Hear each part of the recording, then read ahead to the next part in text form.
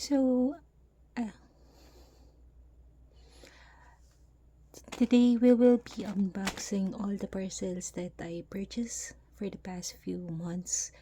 And hindi ako talaga nag-unbox for the sake na gusto ko muna. Kasi as you can see, I have uploaded a few videos of unboxing of NCT Dreams albums.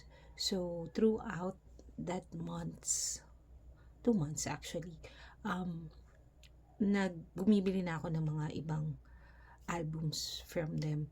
So, I do understand na meron return process, but I'm just wishing na hindi damage tong mga albums na to para naman wala na akong option to return them back if damage yung albums. But as you can see, lahat naman maayos yung pagkaka-package, and I hope na maayos siya talaga.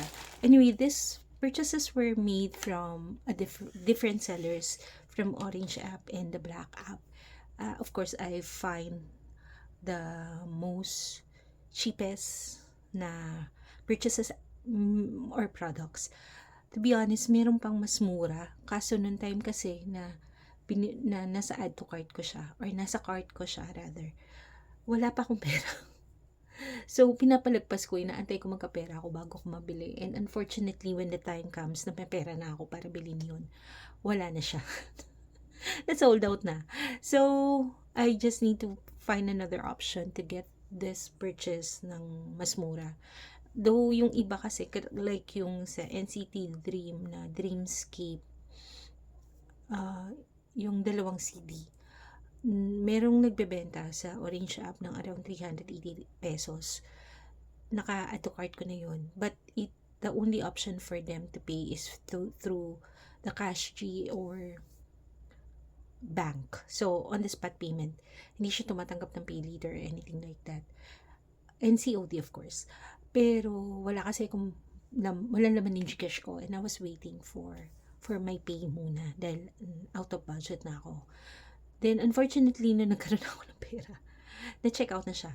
So, yung nabili ko is around 440 ata, plus SF. So, mga 470, which is 100 pesos difference, diba?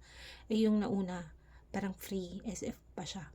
So, ayun, if you really wanted to, pag meron kayong gusto, bilhin nyo na sa murang halaga. Unfortunately, on my case, wala kasi talaga akong pera ng time na yun. So, yeah, I need to purchase yung mas mura na susunod. Kasi most of the time, yung mga CDs, yung mga albums, around 800 pesos. And maybe because I got mine on a cheaper price dahil nga mga previous releases na to ng NCT Dream. Kaya ayun, medyo mas mura na siya. So today, what we will see are NCT Dream and NCT Wish albums. These are yung mga parcel ko are NCT Dreams and NCT Wish, and I do have a G-Dragon light stick also.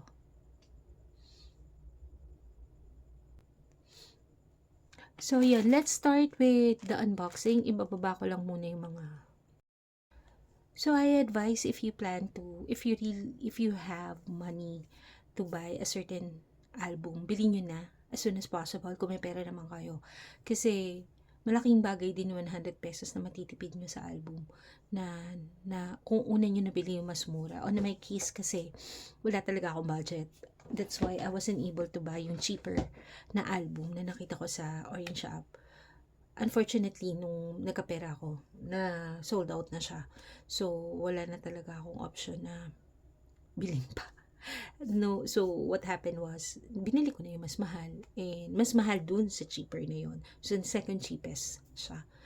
Anyway, ayun, nakakapanghinayang pero wala talaga eh. Wala akong pera eh. So, yun.